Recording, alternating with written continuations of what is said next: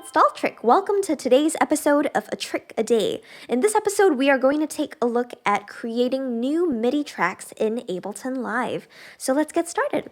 Now, as with most things in Live, there are a couple of ways to achieve the same thing that we want to get to.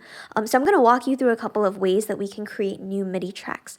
The first way that I often think of is if you know what sound you want to create. So for example, you want to pull up some kind of drum rack or maybe some kind of bass preset or synth patch, you can head over into Live's browser and go ahead and choose the sound you want to make. So in this case, maybe, oh, okay, cool. Had that selected already. I had an 808 chord kit kind of pulled up over here in the browser. Great. So let's go ahead and load this up onto a MIDI track. I can do that by clicking on the name of the preset, single click, hold, and drag and drop it into this empty space over here that says drop files and devices here.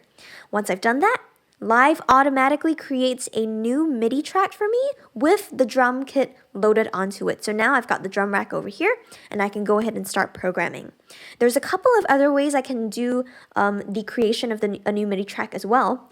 And the one that I think of the most often after that is probably because it has a keyboard shortcut to it, and that is Command-Shift-T on a Mac or Control-Shift-T on a PC. So let's give that a shot.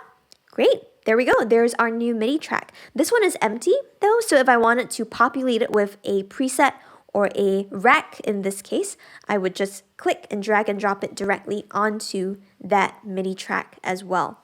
Another way you can do it is by right-clicking in the empty space and you have another pop-up menu that says Insert MIDI Track. So you can also do that for an empty MIDI track. And you can also go into the Create menu on the top left of Live usually, and you can select some options. Now in my case, it's obscured a little bit just because of the way that I'm recording this video. But if you go to the top left, there is a word that says Create. When you click on it, you'll also have the option to insert a MIDI track. So that's how you insert a new MIDI track in Ableton Live, and that's the trick for today. If you enjoyed this trick, please like, comment, share, subscribe, and if you do subscribe, please hit that notification bell below so that you can be notified whenever I have a new trick out.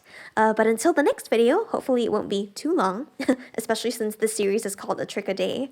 Until next time, I hope you stay safe, stay well, and stay subscribed, please. See you soon. Bye. dolltr.